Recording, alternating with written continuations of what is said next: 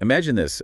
You're a student, and you speak French, and you want to study in Canada, Okay. but you also want to live in Canada. Right. Well, there's a program for you. Oh, cool. It's called the Francophone Minority Communities Student Pilot. Interesting. So, This program is pretty new, and okay. basically it helps people come to Canada so they can study, Okay. and then maybe they can live here too. That sounds great. Yeah. So who can actually take part in this program? So this program is for people who are citizens of certain countries, Uh-huh. and these countries all speak French. Okay. You can actually find the full list of eligible countries on the website. Oh, perfect. The link is in the description below. Great. One thing that's really important to note is that this program is not for Quebec.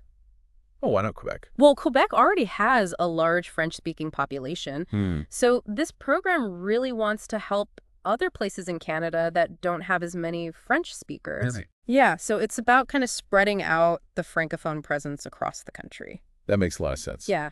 So let's say I'm interested in this program. Okay. What would I need to do to actually be eligible?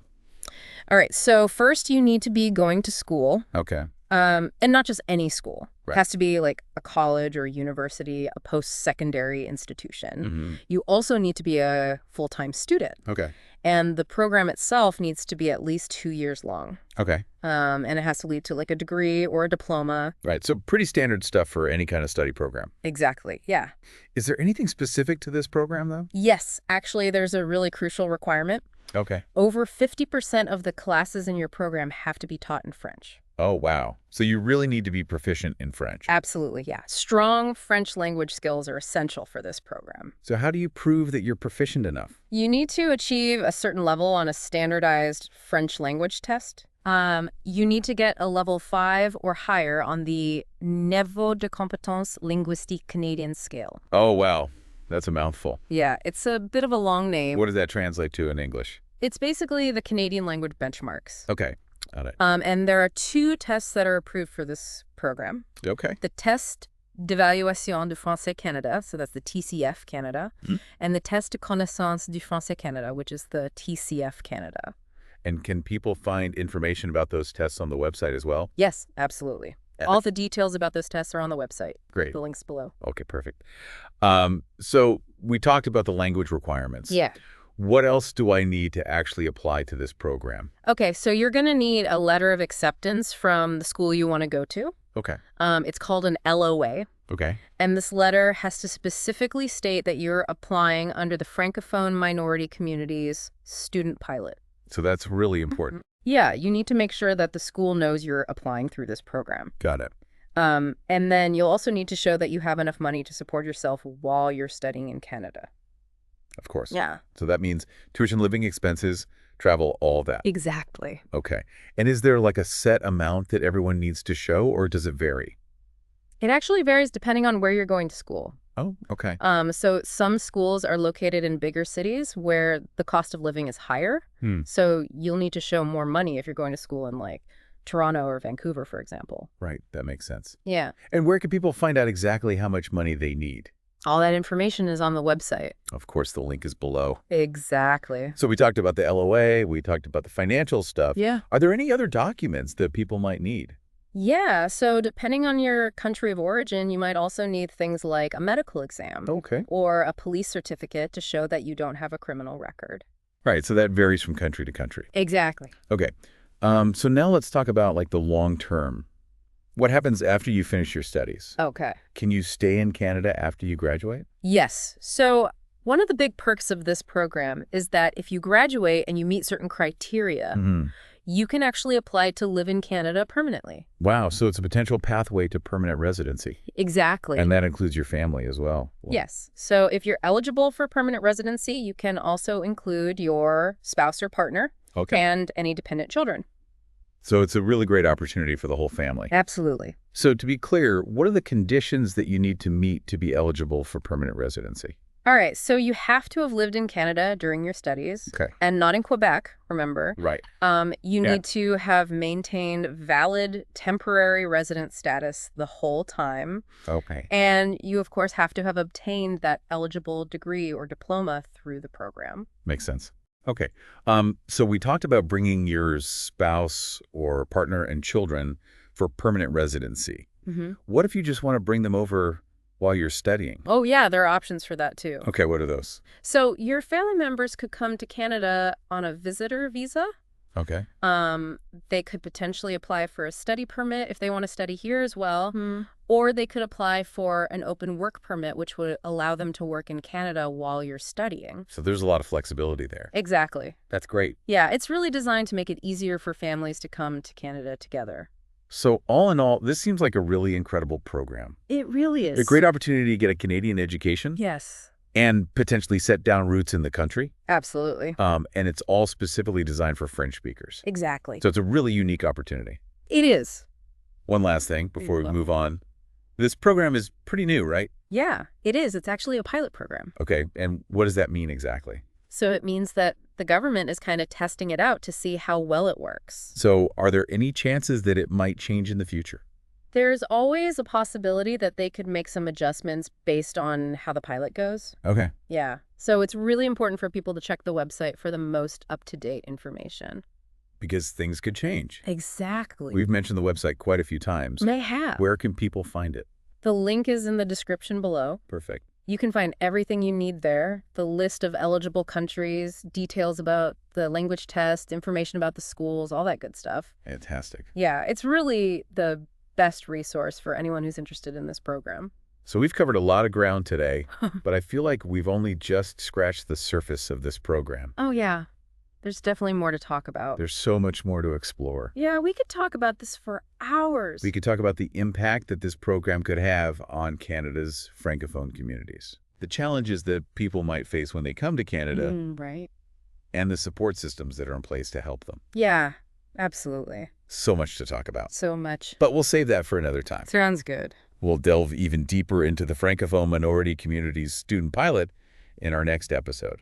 Looking forward to it. Stay tuned. Yeah, definitely. There's a lot more to unpack with this program. So we talked about how this program can help bring families to Canada. Right. But what about actually living in Canada? I mean, will this program help me adjust to life in a new country? Yeah, for sure. So this program is really designed to help you feel at home in Canada. Okay. They offer a bunch of different settlement services to help you get settled. Like what kind of services? Well, they can help you with things like finding a place to live, Okay. opening a bank account, getting your health card. What? They can even provide language training if you need to improve your English or French. Oh, that's great. Yeah, so it's really comprehensive support. So it's not just about helping you study in Canada. Oh, It's about helping you actually build a life here. Yeah, exactly. They want you to succeed. They want you to be happy in Canada. That's really great to hear. Yeah. So let's talk about the schools for a minute. Okay. Which schools are actually participating in this program? So there are a wide variety of schools across Canada that are participating. There are big universities, small colleges, everything in between. And are they all specifically French language institutions? Most of them are located in areas with significant Francophone communities, or they have a strong focus on French language education. So you'd really be immersed in the French language and culture. Absolutely, yeah. That's the goal. That's fantastic. Yeah. So let's say you finish your studies MOCA. and maybe you're not eligible for permanent residency right away. Right. What are your options? Then can you still stay in Canada? Yeah, there are definitely other pathways to stay in Canada after you graduate. Okay. Like what? Well, one option is to apply for a post-graduation work permit. Okay.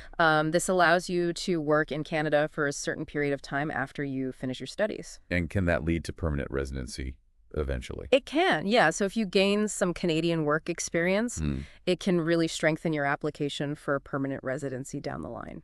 So this program really sets you up for success even if you can't stay in Canada right away. Exactly. It gives you more options. That's great.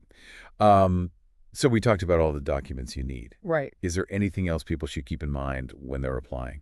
Yeah, so it's really important to pay attention to detail when you're filling out the application. Okay.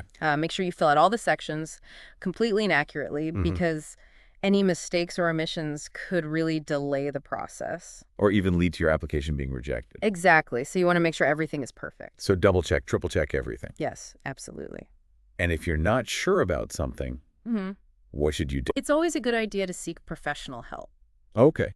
You can consult with an immigration lawyer or a consultant Right, someone who really knows the ins and outs of the process. Exactly. They can guide you through it and make sure you don't make any costly mistakes. That sounds like a wise investment. It definitely is. Okay, so we've talked about who's eligible. Yeah. We've talked about the schools. Right. We've talked about staying in Canada. It seems like we've covered a lot. We have. We've really delved into the details. But there's still more to discuss, right? Oh, yeah. There's always more to learn. So much to explore. We could talk about this forever. We could talk about the impact of this program on Canada. Definitely. The challenges that newcomers might face. The success stories of people who have come to Canada through this program. Yeah. There are so many interesting angles to consider. So many. So much to talk about. But we'll have to save that for another time. Sounds good. We'll continue our exploration of the Francophone minority community's student pilot in our next episode.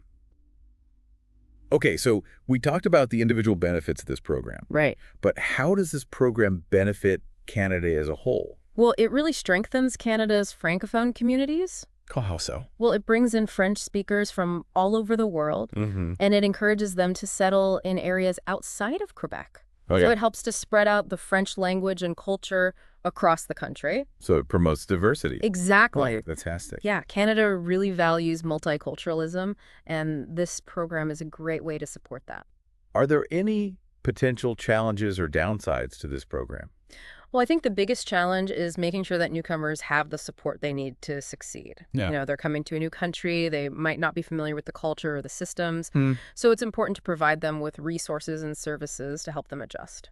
So it's not just about bringing them here. No, exactly. It's about making sure they feel welcome and supported. Yeah, absolutely. So what do you think the future holds for this program?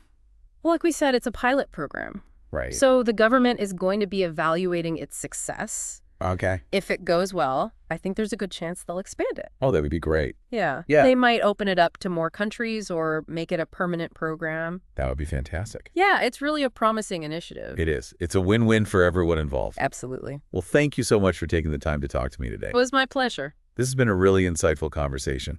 I agree. And to our friends of the show, thank you for joining us on this deep dive into the Francophone minority community's student pilot.